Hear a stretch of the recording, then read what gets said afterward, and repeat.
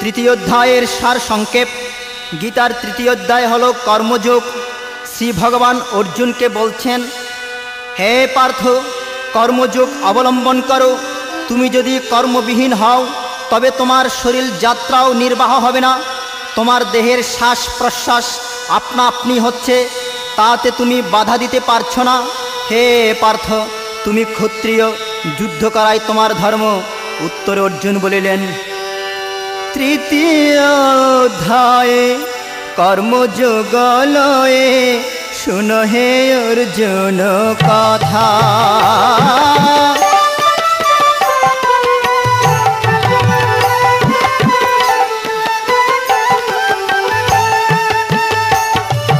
তৃতীয় অধ্যায়ে কর্মযোগ লয়ে শুনো হে অর্জুন কথা।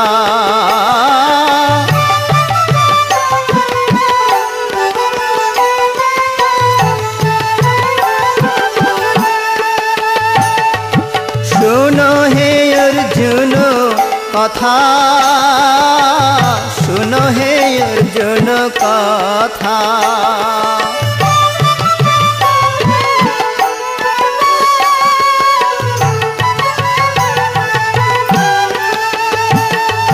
কর্ম কাকে বলে, জ্ঞানী কাকে বলে, আমাকে বুঝায়ে দাও।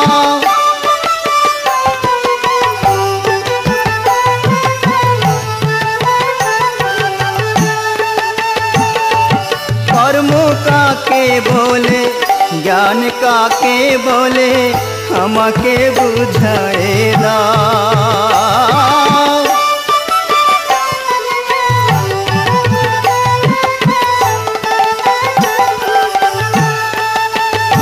হে প্রভু, তোমার উত্তর শুনিবার জন্য আমার চিত্ত বড়ই ব্যাকুল হইয়াছে।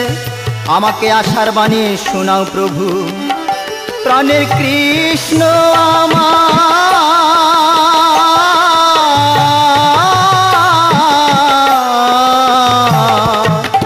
যে পথে আমার মঙ্গল হইবে সে পথটি দেখায়ে দাও।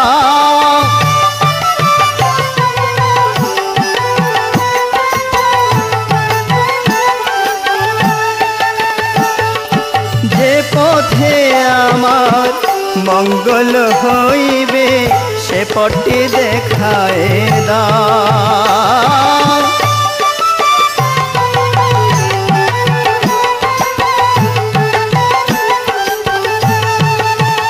তখন শ্রীকৃষ্ণ বলিলেন, হে অর্জুন, জ্ঞানীদের জ্ঞান এবং কর্মীদের কর্ম দুটি অতি উত্তম, তবে এক একজনের এক একটিতে অধিকার।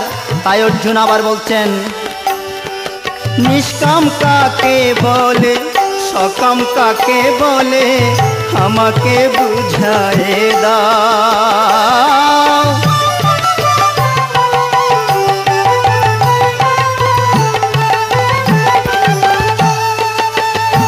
প্রাণের কৃষ্ণ আমার,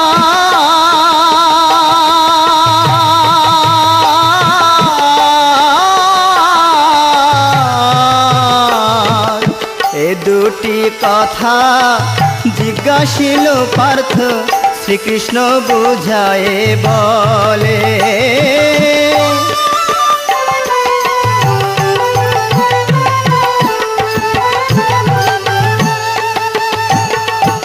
ভগবান শ্রীকৃষ্ণ বলিলেন, কামনা বাসনা ত্যাগ করিয়া কর্মফল ভগবানে অর্পণ করিয়া যে কর্ম করা হয় তাকেই নিষ্কাম কর্ম বলে। ভগবান অর্জুনকে আরও বললেন, এই প্রাণ কর্মকে সদ্গুরু কর্তৃক সংশোধন করে তার গতি ঠিক করে নিলেই প্রাণায়াম হয়। হে পার্থ, এই প্রাণায়াম হতে জ্ঞান যোগের অধিকারী হও।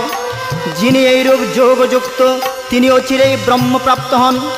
অর্জুন বললেন, মানুষ পাপ করে কেন? তার পাপের অর্থই বা কি? তা আমাকে স্পষ্ট করে বলো প্রভু।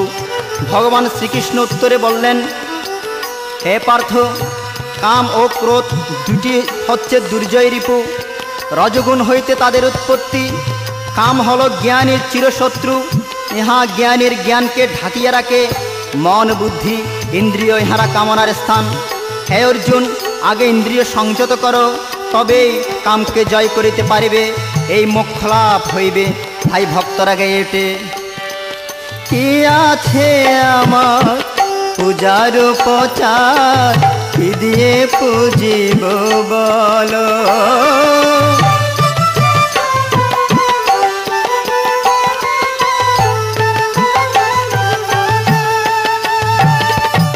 কি আছে আমার পূজার উপাচার, কি দিয়ে পুজিব বলো।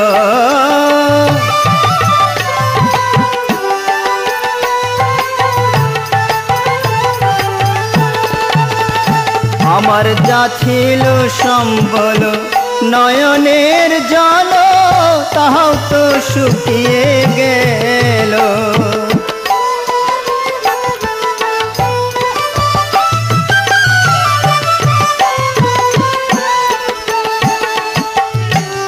মৃদঙ্গ মন্দিরায় আজি যতে কো বাজনা,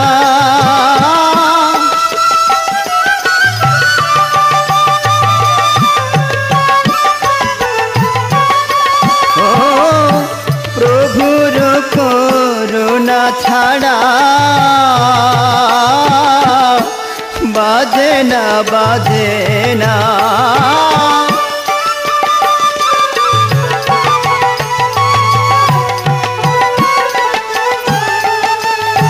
এবার জয় জোয়ারে করো সবে পূজার আয়োজন।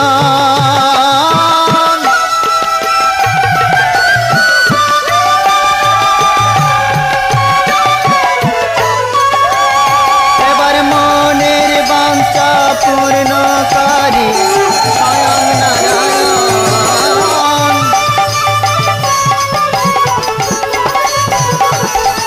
এবার মনের বাঞ্ছা পূর্ণকারী স্বয়ং নারায়ণ।